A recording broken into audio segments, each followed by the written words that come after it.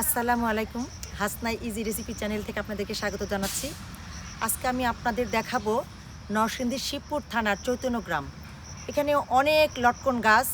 আমি এই চৈতন্যগ্রামে 86 সালে আসছিলাম আমার ভাইয়ের জন্য, মানে কনে দেখার জন্য। বিয়েটা কী কারণে হলো না জানি না, এখন আমি সেই স্মৃতি খুঁজে বেড়াচ্ছি যে বাড়িটা কোথায়। এত সুন্দর গ্রাম, তখনই আমাদের ভালো লাগতো যে এত সুন্দর গ্রাম আমরা দেখি নাই, আর এখন তো এত বছর পর সেই আরও সুন্দর হয়েছে মনে হইতেছে। তা আপনারা দেখুন, আমাদের সাথে থাকুন। আমি আর আমার ভাই আসছি, আমরা এখন গ্রামটা ঘুরবো, ভিডিও করব আপনাদের উদ্দেশ্যে, যাতে আমি সুন্দর করে মানে পাবলিশ করতে পারি, সে দোয়া করবেন।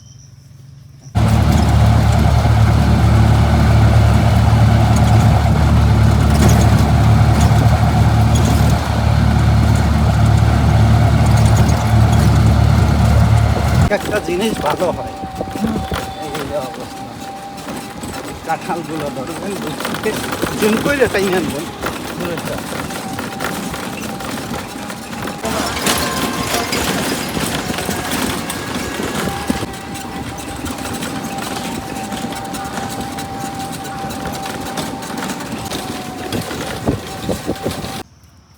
যান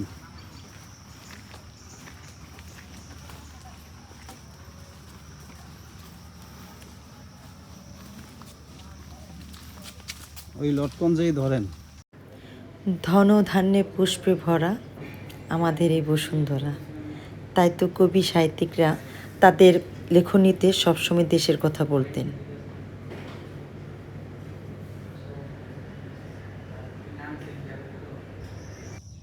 একবারের গান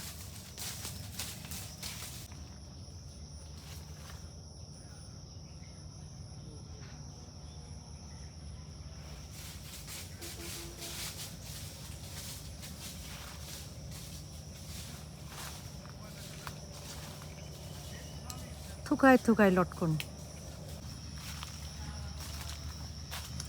দেখেন দর্শক, এত সুন্দর লটকন। আমি আশা করি আমি যাওয়ার পর আমাদের আত্মীয় স্বজনরা সবাই পাগল হয়ে যাবে, আমার সহকর্মীরা, যে আমি কোথায় গিয়েছিলাম। মানে আমার অনেক দিনের জল্পনা কল্পনা ছিল যে আমি এখানে আসব। আলহামদুলিল্লাহ আমি আসতে পারছি। দেখেন এত এত লটকন।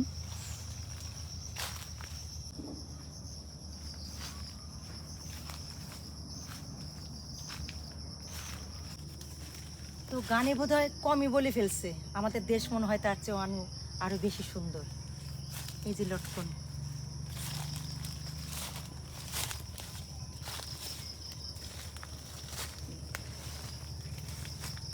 জাম্বুরা, দেখেন কত জাম্বুরা ধরছে। এখন আমরা লেবু বাগানে আসছি। নরসিংদী তো সবজির জন্য খুব বিখ্যাত। এই যে দেখেন, এগুলোকে কি লেবু বলে আমি জানি না। বাড়িতে ফল গাছ, লেবু গাছ, ফল গাছ, লটকন গাছ, কাঁঠাল, সব কিছু। মাশাআল্লাহ দেখেন, এই লেবুটা পেকে গেছে। এখানকার ছায়া নিবিড় শান্ত গ্রাম, মানুষগুলো বোধহয় শান্তিতেই বসবাস করে। আমরা যারা শহরে বাস করি, যান্ত্রিক জীবনে আমাদের মাথা ব্যথা করে, কিন্তু এখানকার মানুষের বোধহয় মাথা ব্যথা নেই, আমার যা মনে হইতেছে।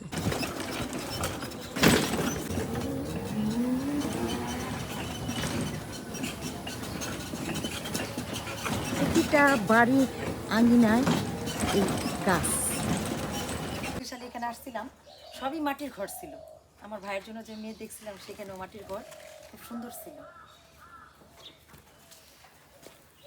লালন ভাই, কেমন লাগতেছে লটকন? অনেক সুন্দর, অনেক সুন্দর না? অনেক সুন্দর। এবং এটা হলো বাসা, মানে বাড়ির মধ্যে এই গাছগুলো। এই যে মাটির ঘর, মাটির ঘর এখন বিলুপ্তর পথে। আগে তো পুরা গ্রামই মাটির ঘর ছিল, হ্যাঁ, এখন আর নাই। এই যে মানে গ্রামের বাড়িতে বাড়িতে যে লটকন গাছ, সুন্দর না? দেখেন, আজকে আমার ক্যামেরাম্যান আমার লালন ভাই। হ্যাঁ, ওই যে একটা গাছ।